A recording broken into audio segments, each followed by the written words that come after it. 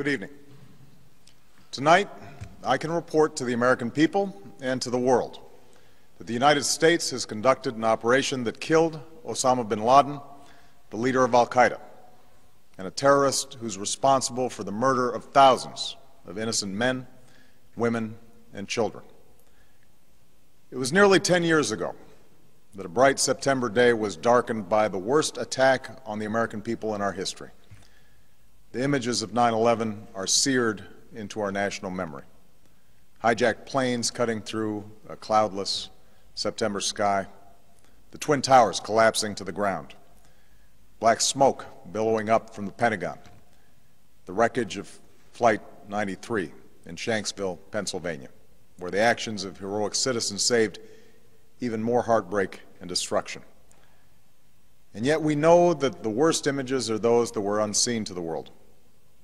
The empty seat at the dinner table, children who were forced to grow up without their mother or their father, parents who would never know the feeling of their child's embrace, nearly 3,000 citizens taken from us, leaving a gaping hole in our hearts. On September 11th, 2001, in our time of grief, the American people came together. We offered our neighbors a hand, and we offered the wounded our blood. We reaffirmed our ties to each other and our love of community and country. On that day, no matter where we came from, what God we prayed to, or what race or ethnicity we were united as one American family. We were also united in our resolve to protect our nation and to bring those who committed this vicious attack to justice. We quickly learned that the 9/11 attacks were carried out by al-Qaeda, an organization headed by Osama bin Laden, which had openly declared war on the United States and was committed to killing innocents in our country and around the globe. And so we went to war against al-Qaeda to protect our citizens, our friends, and our allies. Over the last 10 years, thanks to the tireless and heroic work of our military and our counterterrorism professionals, we've made great strides in that effort. We've disrupted terrorist attacks and strengthened our homeland defense. In Afghanistan, we removed the Taliban government, which had given bin Laden and al-Qaeda safe haven and support. And around the globe, we worked with our friends and allies to capture or kill scores of al-Qaeda terrorists, including several who were a part of the 9/11 plot. Yet, Osama bin Laden avoided capture and escaped across the Afghan border into Pakistan. Meanwhile, al-Qaeda continued to operate from along that border and operate through its affiliates across the world.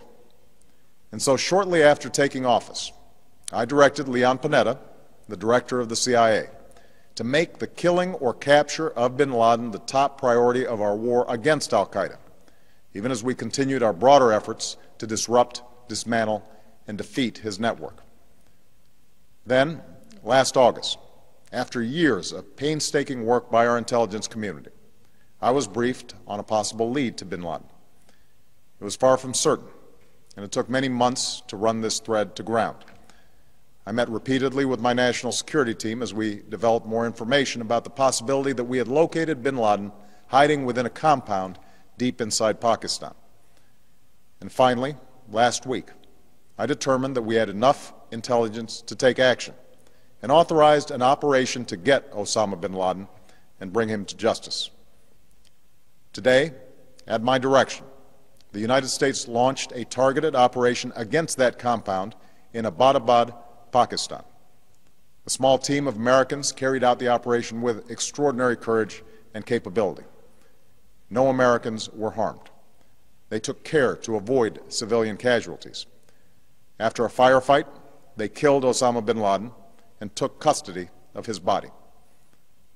For over 2 decades, bin Laden has been al-Qaeda's leader and symbol, and has continued to plot attacks against our country and our friends and allies. The death of bin Laden marks the most significant achievement to date in our nation's effort to defeat al-Qaeda. Yet his death does not mark the end of our effort.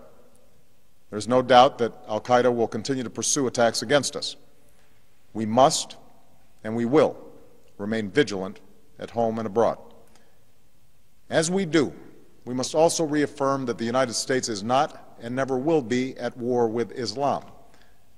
I've made clear, just as President Bush did shortly after 9/11, that our war is not against Islam. Bin Laden was not a Muslim leader. He was a mass murderer of Muslims. Indeed, al-Qaeda has slaughtered scores of Muslims in many countries, including our own.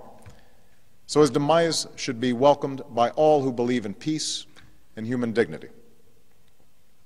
Over the years, I've repeatedly made clear that we would take action within Pakistan if we knew where bin Laden was. That is what we've done.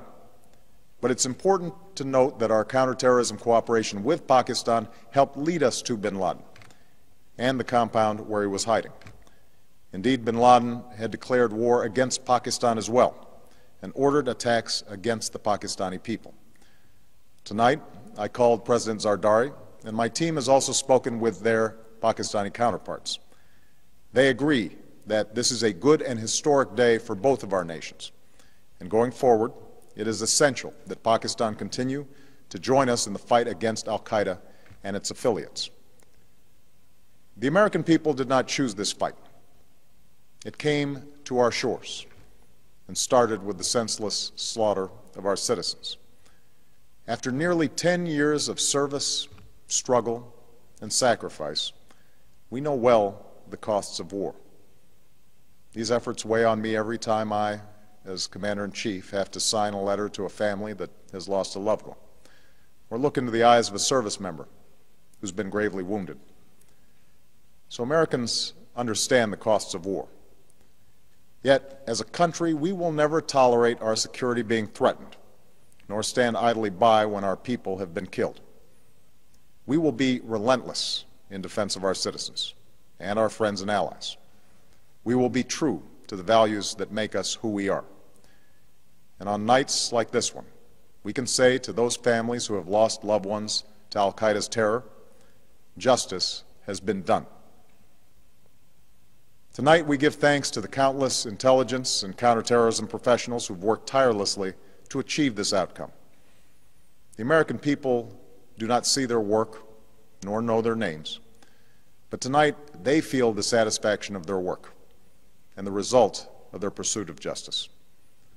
We give thanks for the men who carried out this operation, for they exemplify the professionalism, patriotism, and unparalleled courage of those who serve our country.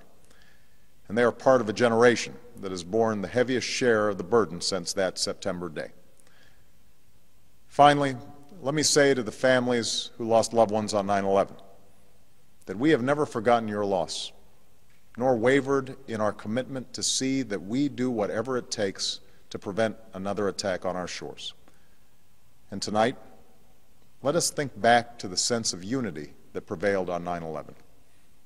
I know that it has at times frayed, yet today's achievement is a testament to the greatness of our country and the determination of the American people.